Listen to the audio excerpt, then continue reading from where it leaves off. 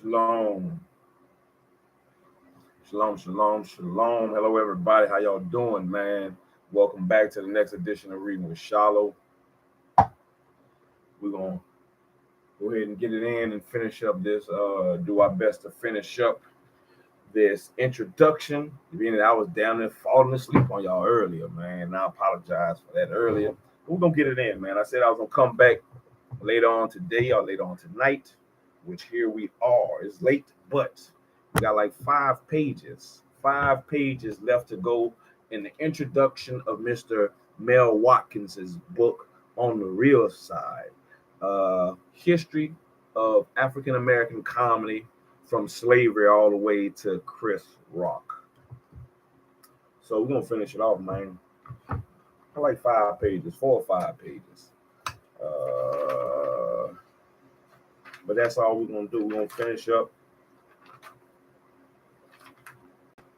and get to chapter 1, man. We're gonna finish up and get to chapter 1.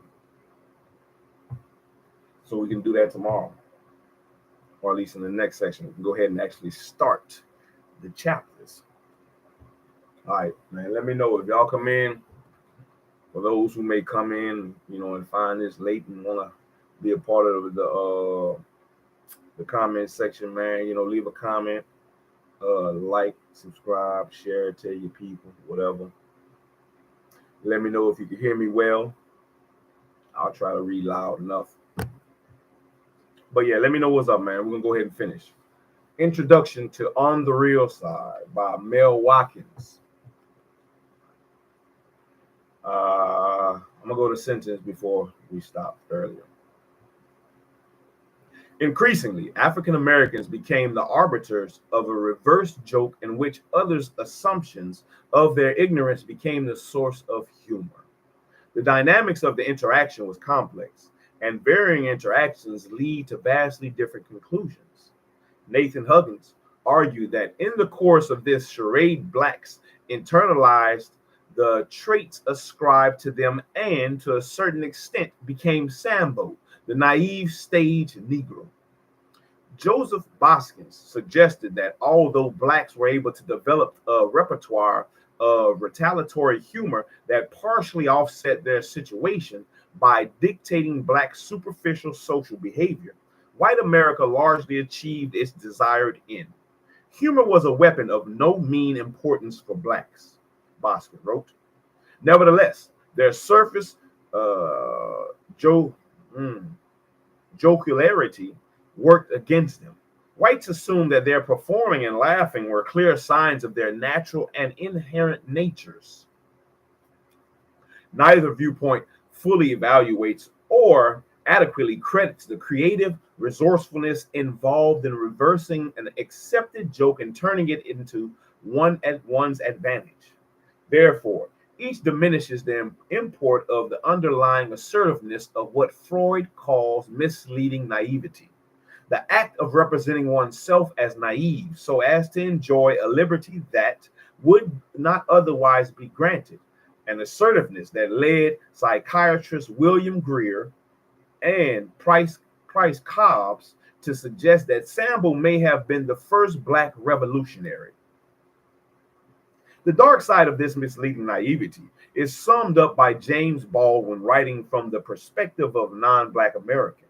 Aunt Jemima and Uncle Tom, our creations, at the last evaded us. They had a life, their own, perhaps a better life than ours, and they would never tell us what it was.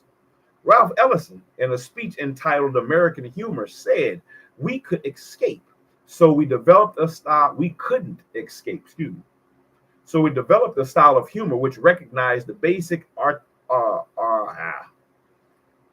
artificiality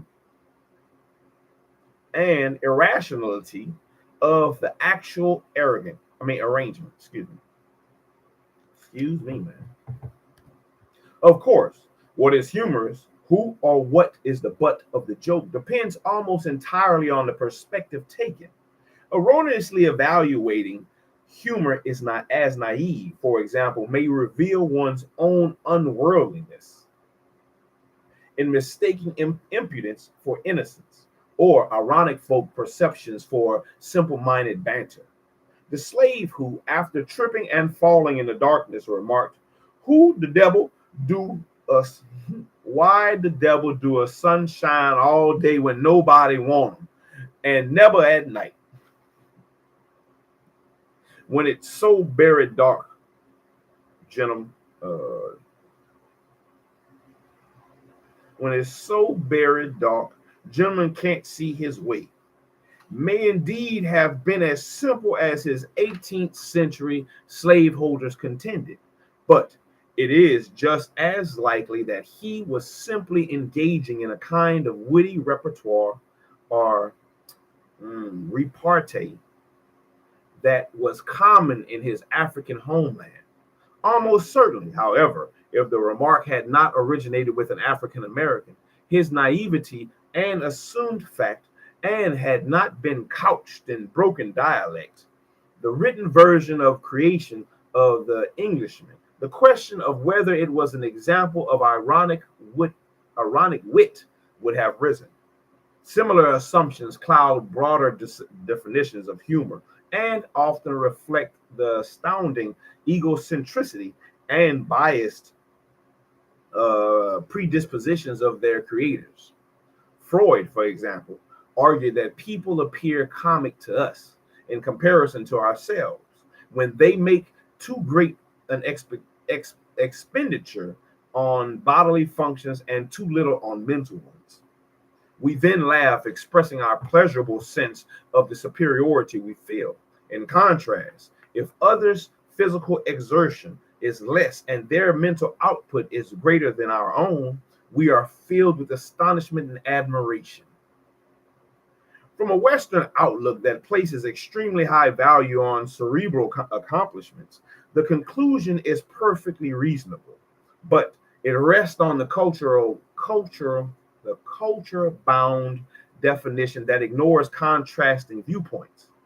The epigram, "You study long, you study wrong," for instance, reflects on African American attitude that places priority on spontaneous action, not studied thought.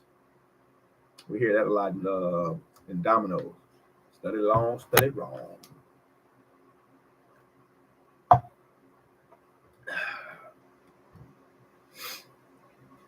Damn, dropped it on my book.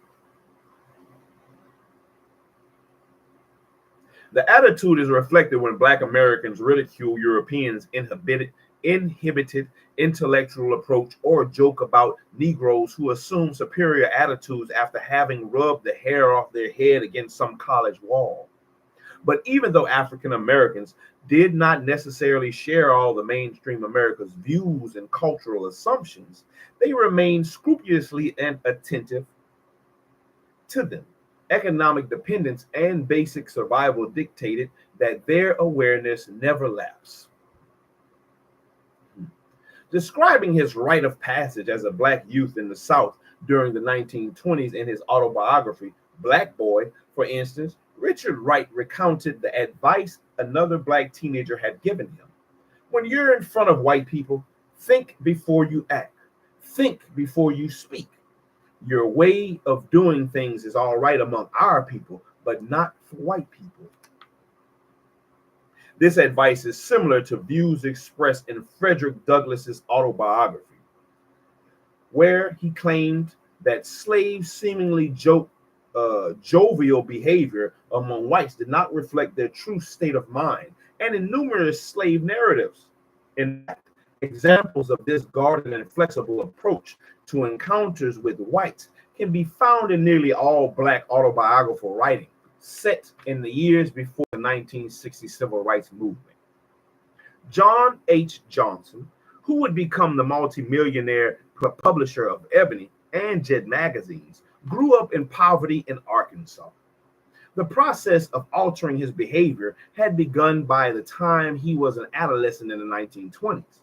As he wrote in succeeding against all odds, "I always knew I was different and that I was in danger." For instance, he recalled that after hearing that a Black man had been lynched nearby for winking at a white female, To prevent any misunderstandings, we made a conscious effort not to blink our eyes in the presence of a white woman. This cautionary approach was often reflected in jokes that blacks told amongst themselves. In one, a black man intent on suicide leaps from a skyscraper, but just before he hits the ground, he sees a white woman coming around a corner. Knowing he had better not fall on her, he turns in the air and sails right back up to the top of the building.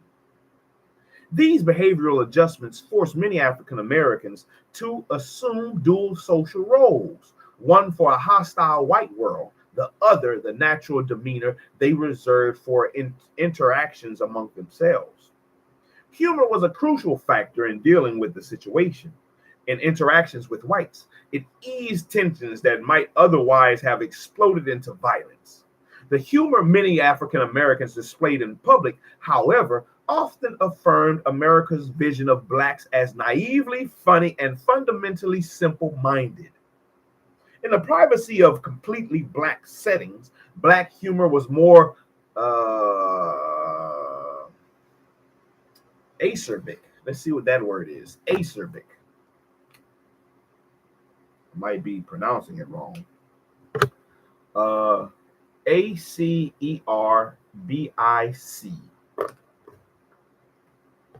Acerbic or acerbic.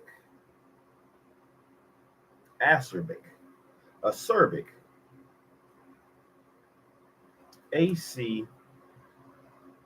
Acerbic. Bitter or sour. Acerbic. Accustomed, acerbic.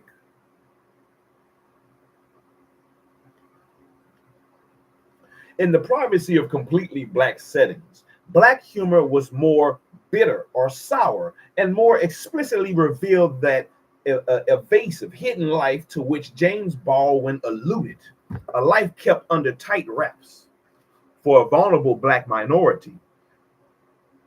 Superstitiousness and trickery were the principal defenses against repression, and humor played a key role in this divisiveness. For much of America's past, the two-face of black humor could not be combined without serious risk. Initially, the racial roles assumed during slavery were, in a perverse way, mutually beneficial. But whether out of compulsion or for their own immediate advantage, blacks often fostered and affirmed the most insidious and demeaning stereotypes. As folklorist and historian Robert E. Hemingway wrote, bondsmen and chattel were participating in an elaborate ritual of self-delusion. The slave had always known what the truth was, and his master had known that both knew that they were participating in a verbal hoax. Ritual and hoax, however, soon became an entrenched assumption for white America. The deeply embedded illusion first obscured and then distorted most realistic interchanges between the races. Long after the slave master's relationship had ended and free blacks began to demand equality, the phantasm persisted. The African American's proclivity for sensing his two-ness and looking at himself through the eyes of others, while it defined and enriched black culture in many ways, also instilled a nagging ambivalence or self-consciousness. No matter how ironic the wit or aggressive the underlying implications, blacks were simultaneously aware that it was invisible to most whites. Old John the slave may have indeed tricked his master. Bert Williams may have infused his slow-talking stage darky with intelligence and humanity. Stephen Fetching may have successfully wheedled his patron out of a few dollars in Hollywood movies, or Kingfish may have conned Andy out of some pittance on television. But to white America, they were still little more than minstrel sambos. During slavery, when the ritual of self-delusion was a realistic necessity, the knowledge was acceptable. Small victories, however oblique, were golden. With freedom and increased black expectation and admission, This ambition, the satisfaction derived from the indirect humor in integrated settings began to diminish. Some Black writers have argued that this self-consciousness is confined to middle-class Blacks. In the essay Characteristics of Negro Expression, for instance, novelist and folklorist Zora Neale Hurston argued that the average Negro glories in his ways.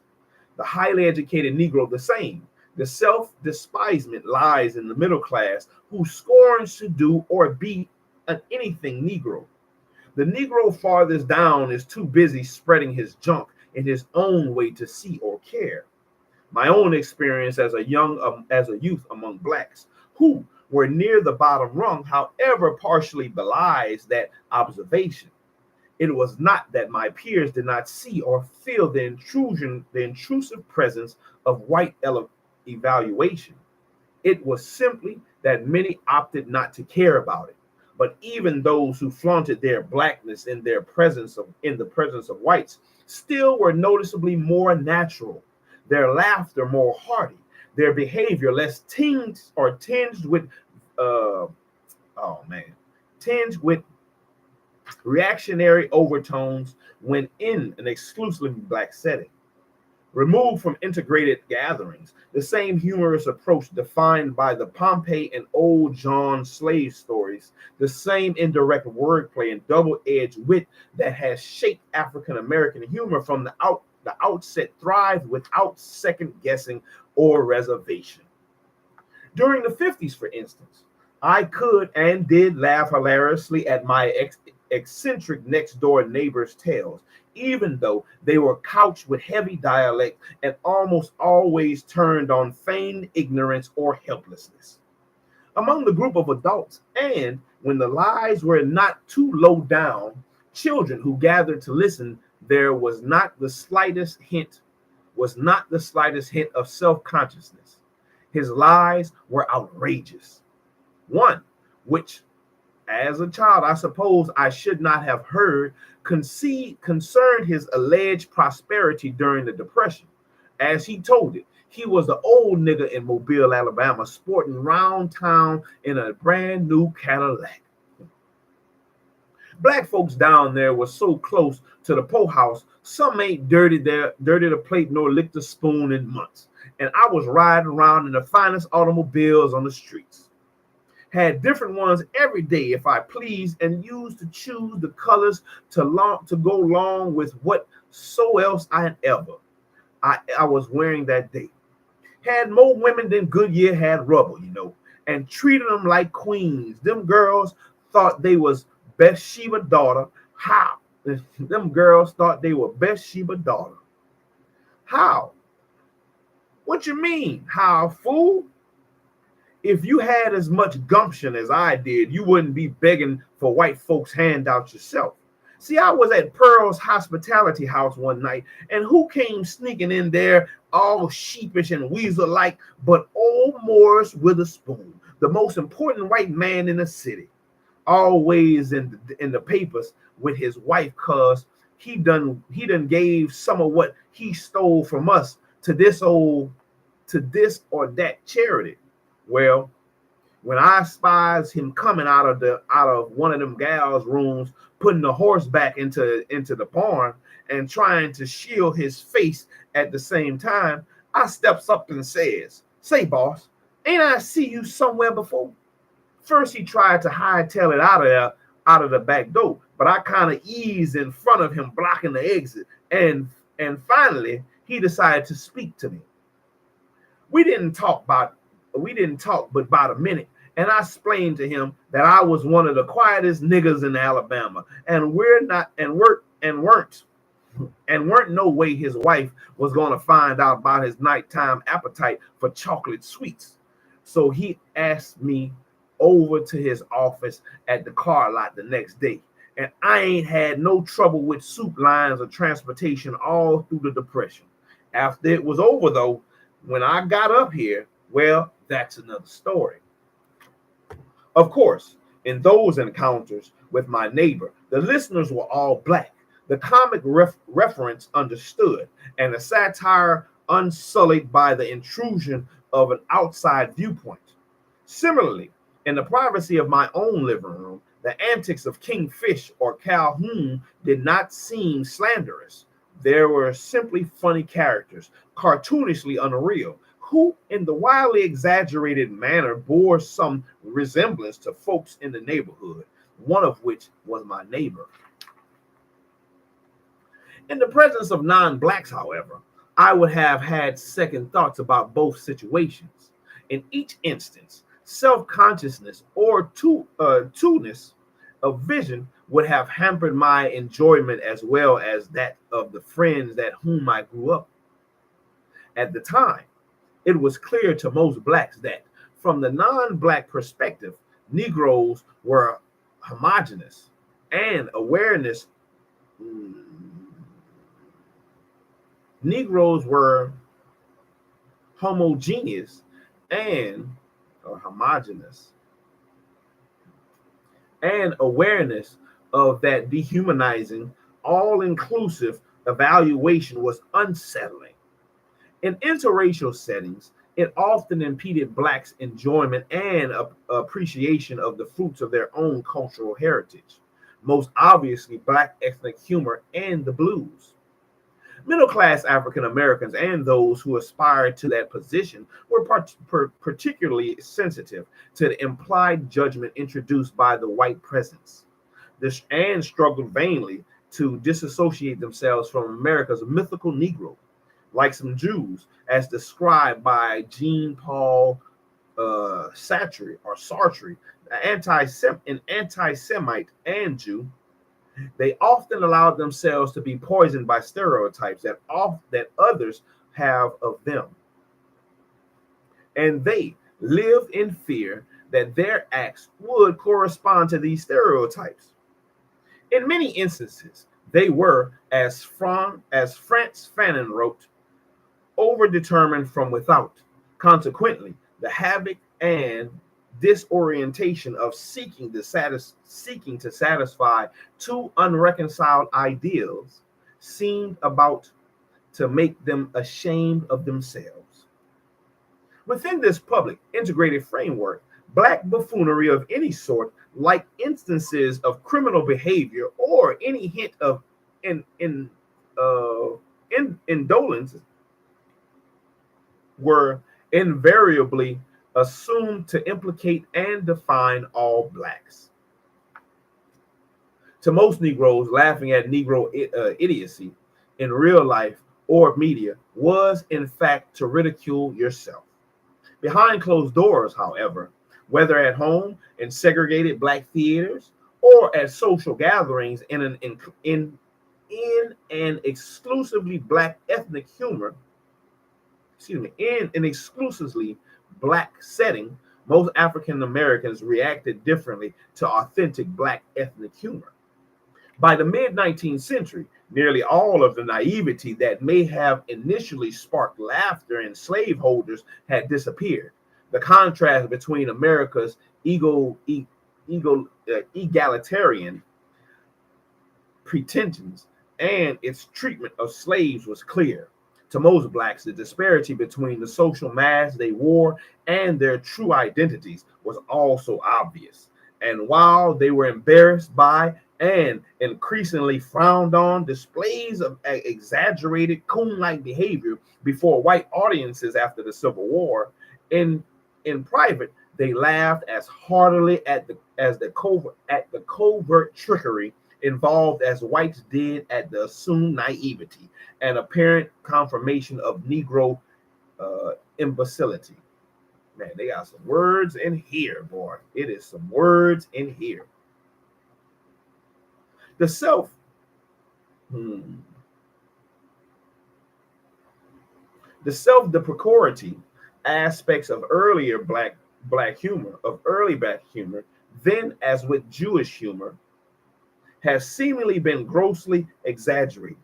During slavery and on into the first half of the 20th century, as mainstream America howled at the antics of Sambo, and coon figures presented in minstrel shows, or by the screen images of performers such as Stephen Fetchit, Willie Best, Manton Moreland, or countless others who enacted coon stereotypes, the humor that emanated from the Black community and emerged at house parties, barbershops, lodge meetings, and other all-Black social gatherings, or on stage at primarily Black cabarets and variety houses, was quite often assertive and openly critical of mainstream society.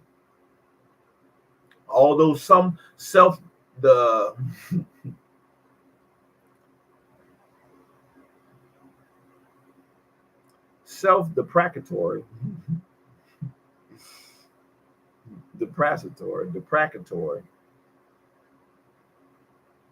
I need to figure out how to pronounce that word.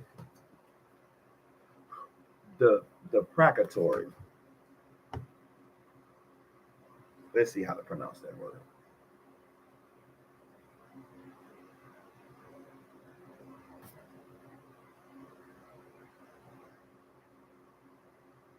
Deprecatory.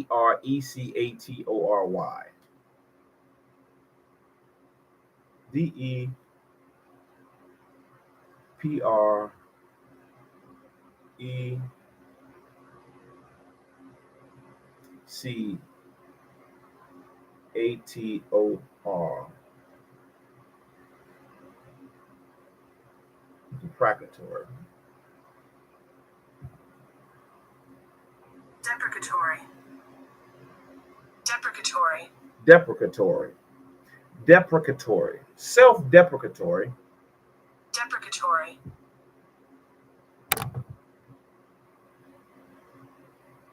Which according to Google means expressing disapproval or disproving. Let me go ahead and mark that. Deprecatory. Deprecatory. Deprecatory. Deprecatory. Self-deprecatory elements engendered by the slavery experience and codified during the relatively extended and popular run of blackface entertainment endured. Black American humor, like other varieties of ethnic comedy, displayed a broad range of outwardly directed satire, as well as in-group ridicule. Some of these words, boy. Some of these words.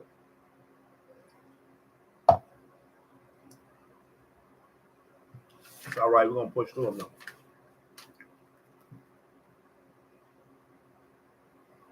And they'd be back to back. Man. And even when it acknowledges despair, Black American humor transcends the present situation. It nimbly moves on to a vision of a brighter future, or insistently counters the disparaging picture at hand with the image of the underdog, Blacks themselves, with superior attributes. More subtle, by its expressive tone, it may transform a negative situation or stereotype into a positive one by exposing its essentially ludicrous nature. Swapping Dreams, for example, is a slavery tale focused on a conversation between Ike, a witty house servant, and Jim Turner, a good-natured master who had a fondness for telling stories based on what he claimed were his dreams. Like many of the Black animal stories, such as the Uncle Remus tales, it demonstrates how Black slaves cleverly and subtly use humor to gain an edge, even an oblique sense of superiority over their masters. One morning, when Ike entered the master's room to clean it, he found the master just preparing to get out of bed. "Ike," he said, "I certainly did have a strange dream last night." "Says you did, master, says you did," answered Ike. "Let me hear it." "All right," replied the master. "It was like this. I dreamed I went to nigger heaven last night. I saw there a lot of garbage, some old torn down houses, a few old broken down, rotten fences, the muddiest, sloppiest streets I ever seen, and a big bunch of raggedy, dirty Negroes walking around. Master said, Ike, you sure must have ate the same thing they did last night. Cause I a dream went up to the white man's paradise, and the streets was all old gold and silver, and there was lots of milk and honey there, and putting pearly gates, but there wasn't a soul in the whole place. The late Moms Mabley, man, that trying to read in that old slave tongue, boy, man. The late Moms Mabley's whimsical parodical ditty, sung to the tune of All the Way, about the deliberate speed with which freedom was forthcoming from mainstream America, offers an excellent example of offsetting the negative aspect of a situation with ridicule. But if they gonna free us, then why don't they go ahead and free us all the way? Let them keep on saying what they saying, and we'll keep on praying, come what may. Who knows what the color under the skin is? Only a fool can say. But if they gonna free us, then why not go ahead and free us right away? And I mean all the way. Another significant component of Black humor is its realism, as the critic Sanders Redding wrote of African American humor. It is real. It is sometimes aphoristic. Aphoristic. Let's see what that is.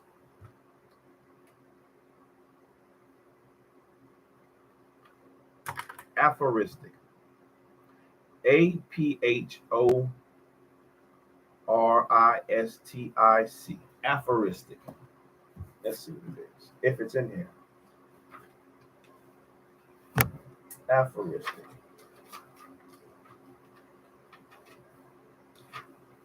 Aphoristic.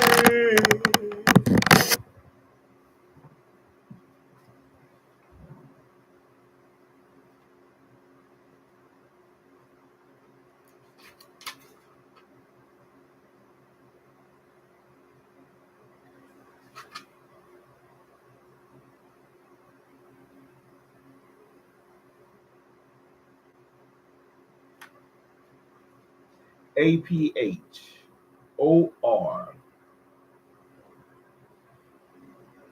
It's not in here. It's aphorism.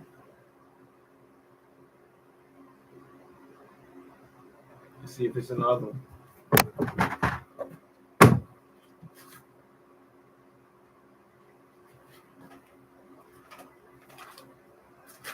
Aphoristic.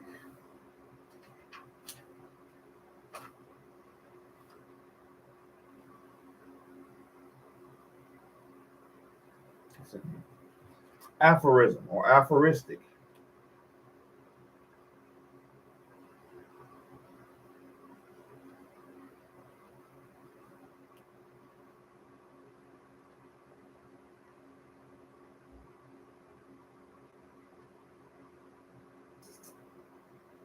A concise statement of a principle, a terse formulation of a truth or sentiment. Aphorism, aphoristic. Oh, okay, I think I know what it is.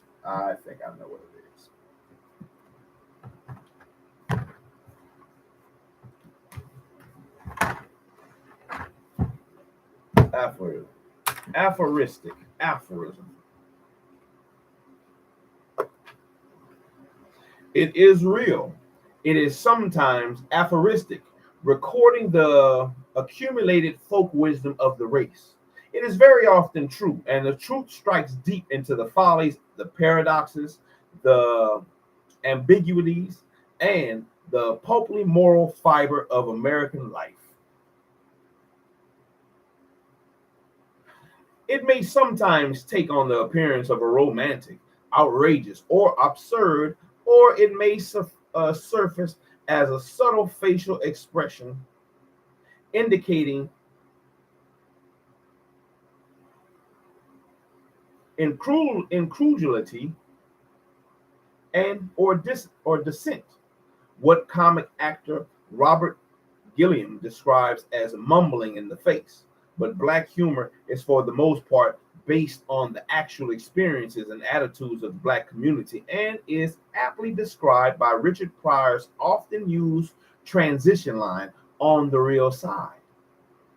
To ignore this truth is to misunderstand both the nature and the thrust of the humor, even as Joel Chandler Harris, the principal collector of Uncle Remus's tales, did when he failed to recognize that, like many of his work songs and spirituals of the same period, the stories he popularized as a childlike creation of a simple, docile community were in fact veiled protests against the actual circumstances of slavery and discrimination.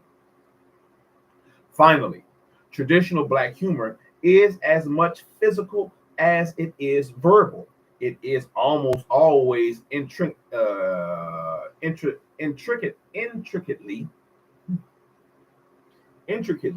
connected with physical postures that reflect the style of black common folk, and not surprisingly, the two most accomplished professional African American comedians, Bert Williams and Richard Pryor, were accomplished minds.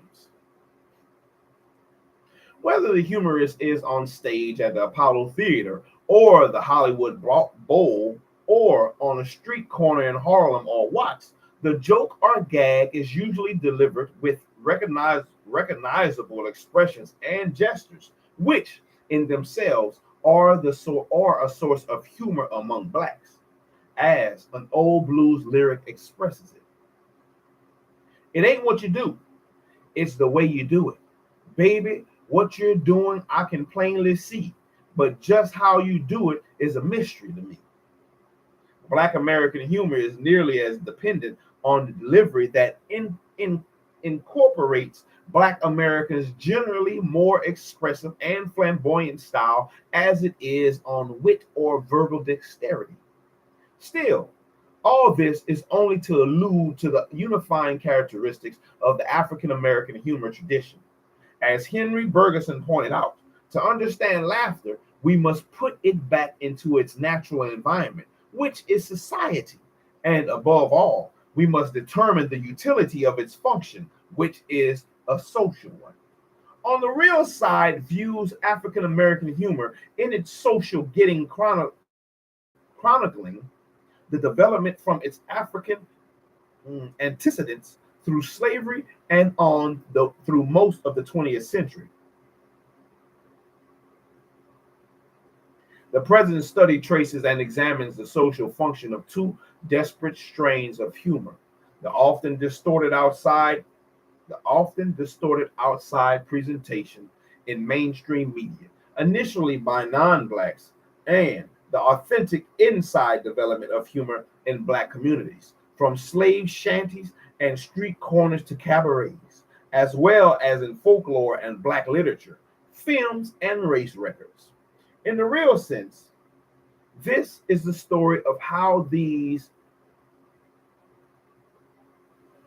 discrepant comic faces gradually converged, and through the efforts of a small group of writers, the comedians merged in the 1970s. And that was the introduction. And we'll be coming to chapter 1. Part 1 of chapter 1, or part 1 of the book. Chapter 1. Slavery. Don't nobody know my name but me. Chapter 1. Look at the picture down there.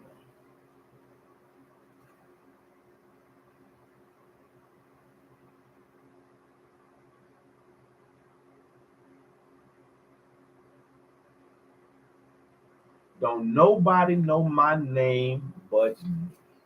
That was the introduction of On the Real Side by Mel Watkins.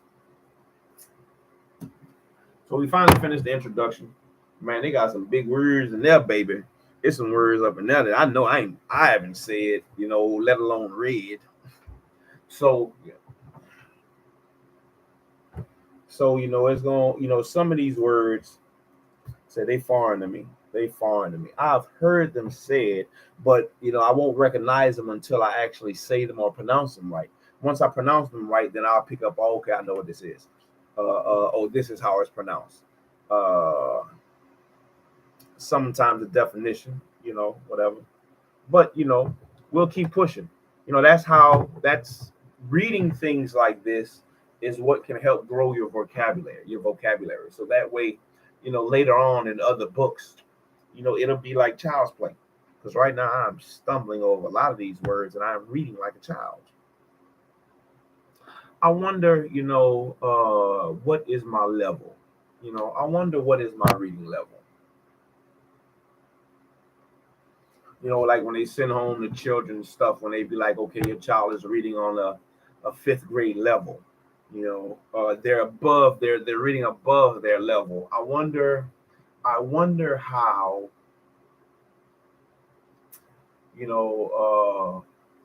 I wonder what level I'm on. I never knew that. That's a question I never thought of. I wonder what level I'm reading on. Sometimes, when there's words that I know, it's cool. But I really want the ability to be able to read through a book, comprehend, understand, pronunciate, enunciate, orate, dictate, without discriminate. Oh, man.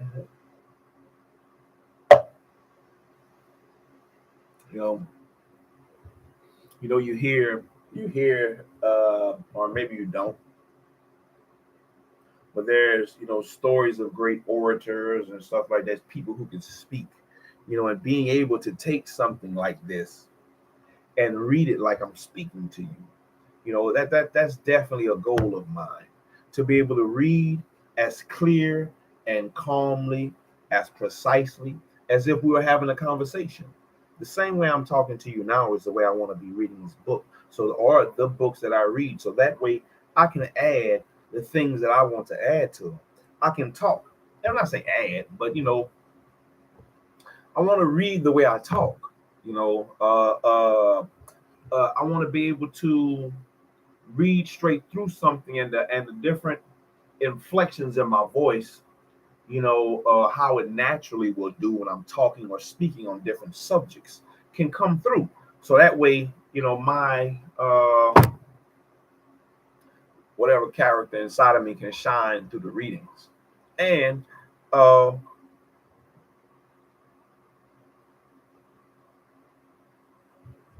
it'll make it more interesting. Who knows where the reading can take me. Interesting to me as well, because it's, the thought of reading books sometime, man, it really just, oh man, I hate it. But I'm glad that I've gotten and reached the point that I have reached over the last year or so, year and a half, maybe, from whenever I started the reading with SHILO. Definitely have read some books. Oh shit! I did not mark it.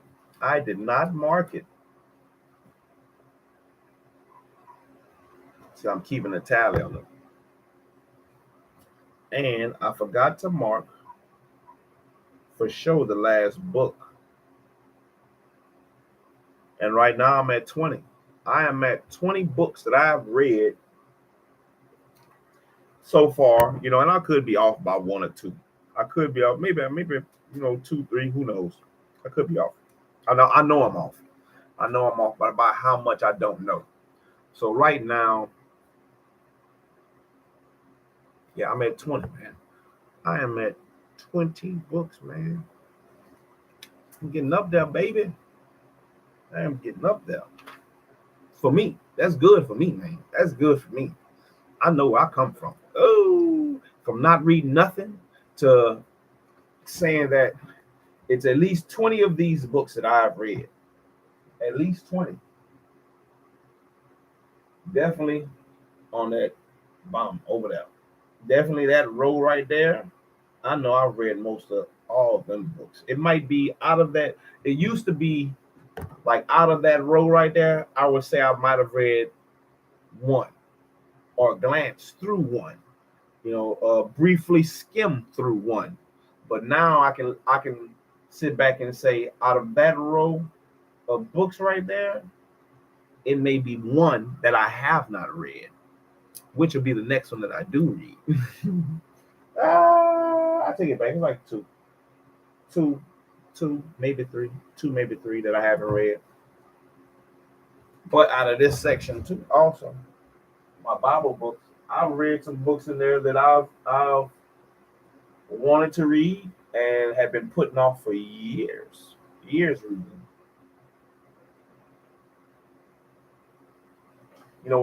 Reading stuff like this gives me the it helped pump me up sometimes to read other shit that I know that I have a hard time reading. So there's some big books in here.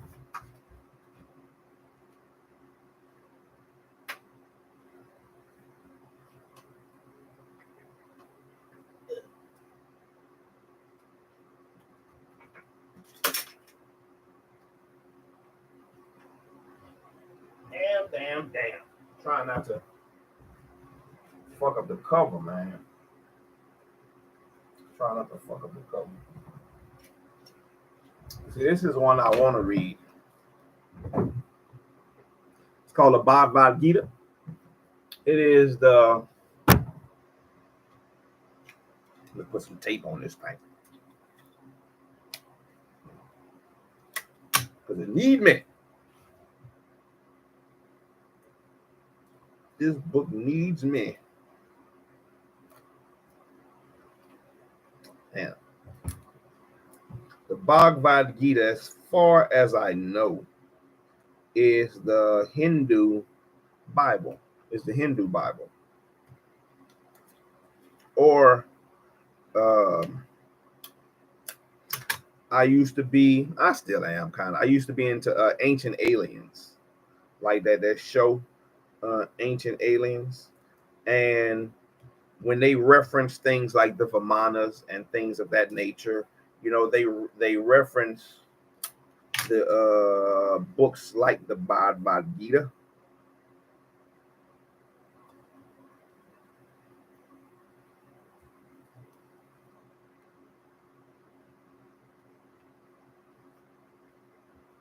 And I really want to be able to read these things to see what I can see in them.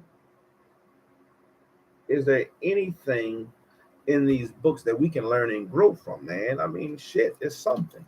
I know in the scriptures they talk about the making of, the reading of many books can make you weary. But, it includes the Bible. It's stuff like the books like the Bible. I'm pretty sure I have read a lot of the Bible. I know I've read a lot of the Bible. I've studied the Bible for years. But one thing that I cannot say that I want to be able to say is that I have read from cover to cover. And I can't say that about the Bible. I cannot say that I've read from cover to cover. I know I've read a lot. I might have read from cover to cover, honestly. But I know I haven't purposely. I know I have not sat down and read from Genesis to Revelations. Like, hey,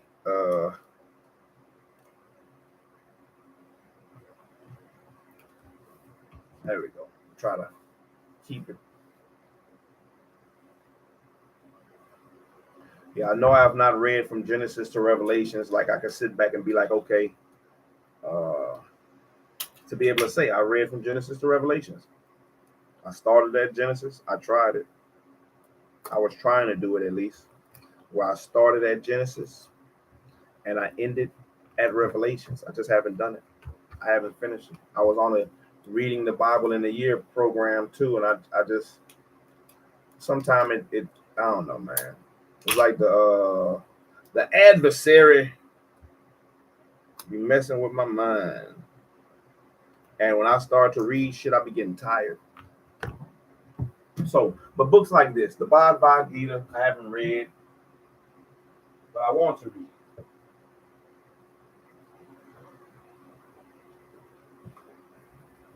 I want to see what's in them. I want to see what we can learn and grow from. But hey, that's for a different day, man. I'm just glad we got through with the introduction of On the Real Side, so we can keep on pushing, man, one page at a time, one chapter at a time, until we have finished the whole book. We already got a nice little chunk. You got a nice little chunk at that thing, baby. But we sure got a lot left to go. We got a lot left to go. We'll keep pushing. One day at a time, one session at a time, one page at a time, man. Until next time, man. I hope that you can find something or hear something that you can learn and grow from in the readings. If you like the readings, hey, feel free. Feel free to put a like. Feel free to leave a comment. Tell me what you think. Good or bad, it don't matter. Shit. Put it on there. Interaction always helps and can help the channel grow. And let's see, maybe somebody else can use this information. Maybe it can help somebody else. Maybe it can help you. It's definitely going to help me. Whether it be just on vocabulary or reading capabilities, that is definitely the part of the goal. Or, who knows? Maybe some of these things you've never heard of. Maybe some of these books you may be interested in, and, might be able to go get them yourself, man. Or whatever. But until next time, man, until the next session of reading with SHILO, man. It's been SHILO, man. It's been great. SHILO out, man. Enjoy y'all night. Enjoy y'all day. Whenever you come back and revisit this, shalom. Shalom, everybody.